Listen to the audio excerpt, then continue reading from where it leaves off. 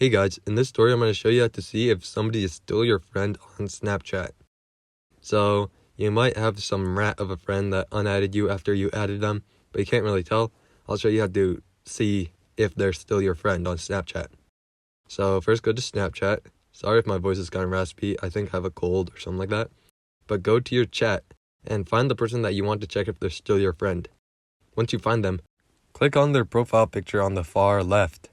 And then, as you can see, if you click on it, you should be able to see their snap score, their star sign or whatever, and whatever else. But if you go to somebody that isn't your friend, let me go back real quick and find somebody. This person looks good.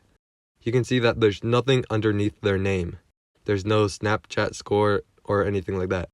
As you can see, if I go to another friend who doesn't have a snap score, it will just show their star sign. But then if I go to another person who's not my friend, you can see that there's nothing underneath their username.